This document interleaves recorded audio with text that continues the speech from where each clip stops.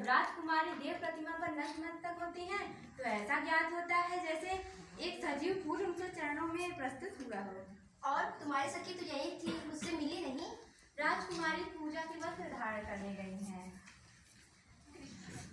देवला जी राजकुमारी। तुम फूल चुनने के लिए गई थी और यही रुक गई। राजकुमारी बीच में ही बेन सुनाने लगी, तेरा भी बचपन अभी तक नहीं गया। और राजकुमारी कुंवर चाचा आए थे। क्या कुंवर चाचा यहाँ किस लिए? उनके कमर में खुली हुई कटार थी। क्या खुली हुई कटार? अपनों के लिए या दूसरों के लिए? दूसरों के लिए तो शक्ति ही नहीं रह गई, अपनों के लिए ही होगी। और जाते समय मुझसे यह कह गए कि कृष्णा को मालूम ना हो मैं यहाँ आया था। क्या बताओ देवला, आज हमारे राज मंदिर की स्थिति ही ऐसी है जो विवाह की मखमली में गहराई है। ऐसा क्यों राजकुमारी?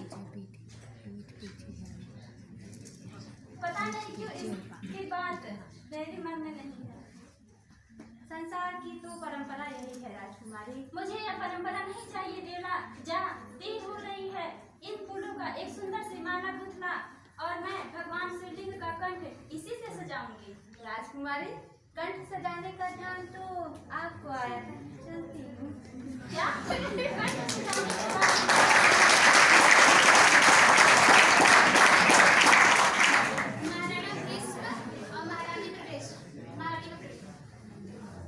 तुम धन्य हो महारानी। तुम धन्य हो महारानी, किंतु तुम धन्य हो महारानी, किंतु राजनीति भी एक जौहर से कम नहीं, क्योंकि इस राजनीति में चित्तौड़गढ़ की 3 चिताएं जल चुकी है और अब उदयपुर भी डूब सकता है।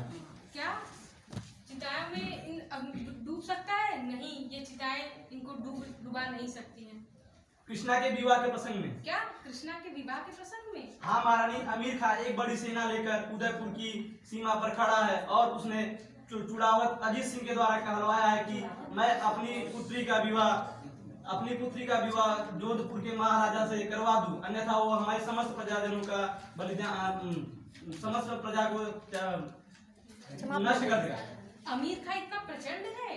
हाँ महारानी, और दूसरी समस्या ये है कि मैं जिस राजा के यहाँ अपनी पुत्री का विवाह तय किया हूँ, राजा जगत सिंह के यहाँ, उन्होंने उनके यहाँ से टीका यदि हम वापस मांगने जाते हैं तो वो अपना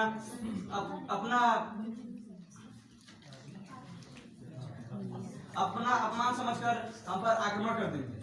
तो महाराजा आप अपने वीरों की रक्षा कीजिए, राजस्थान की रानी आप तलवार उठाएंगी। भाव मत बनो रानी, क्योंकि यहाँ पे भावनाओं से नहीं क्योंकि एक राजा की तरह से सोचो, यदि राज्य की समस्त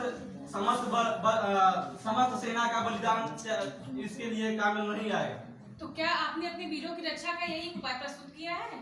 नहीं महारानी, बलिदान से अच्छा त्याग होता है।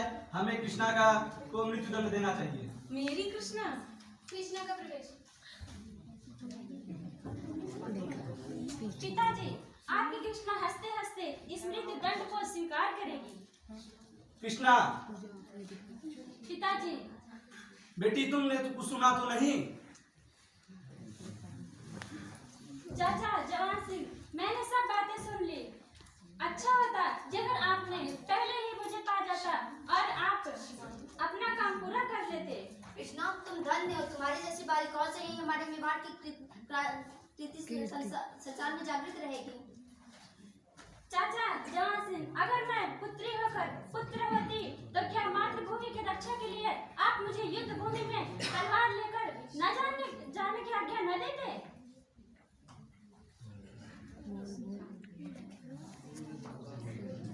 देवला का प्रवेश। राजकुमारी, कुंवर चाचा से भागते हुए क्यों चले गए? नहीं होगा कहते हुए चले गए। क्या बताए क्यों चले गए? मेरा दुर्भाग्य ही मेरा सब जगह रास्ता रोक लेता है। ऐसा क्यों राजकुमारी? भगवान एक लिंग के लिए विष का पात्र, इसकी तुम्हें चिंता नहीं करनी चाहिए। जैसी राजकुमारी की इच्छा। महारानी महाराणा आप आपकी बातों से मुझे संतोष नहीं होता है। कृष्णा का प्रवेश।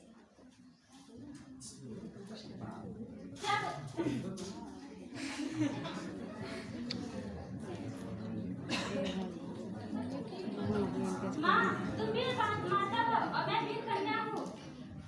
मातृभूमि की रक्षा का अधिकार रखती हूँ। मैं तुम्हारे अमृत को लज्जित नहीं होने दूंगी। बेटी तू धन्य है, पर तेरा अपराध ही क्या?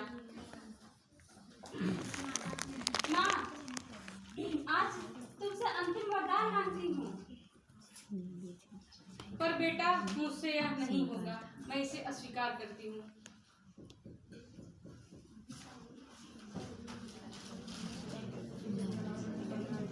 पिताजी, आप इतने उदास क्यों हैं? मैं इतना उदास इसलिए हूँ मेरी बेटी कृष्णा, क्या बोलूँ मैं। नहीं पिताजी, राजस्थान में कन्याएं तो जन्म से पहले ही मृत्यु को मौत दी जाती है। जीवन यदि मैं अपना जीवन तुम्हारे चरणों में समाप्त कर दूंगी तो कभी नहीं रहेगा। कृष्णा मेरी बेटी, मेरी बेटी रास्ते में जा रही है। मेरी बेटी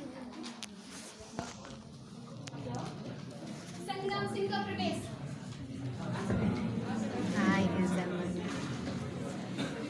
महाराजा क्या सच है कि चुड़ावत अजीत सिंह के कहने पर आपने राजकुमारी की हत्या के लिए षड्यंत्र रचा? क्या करे, इसके अलावा अमीर खान से बचने का और कोई उपाय नहीं है। तो यह कहिए कि मेवाड़ के राजपूतों की तलवार का पानी उतर चुका है। संग्राम सिंह, यह शस्त्र लीजिए, यह शस्त्र युगों से हमारे वंश की रक्षा कर रहा है। इस शस्त्र को या तो आप तोड़ दीजिए, अन्यथा अपनी पुत्री को इससे भेज दीजिए। संग्राम सिंह खामोश।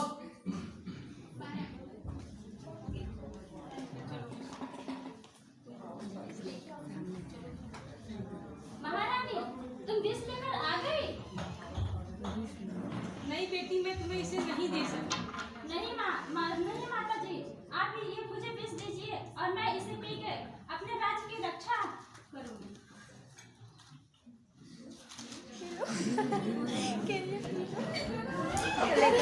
बेटी कृष्णा मेरी बेटी।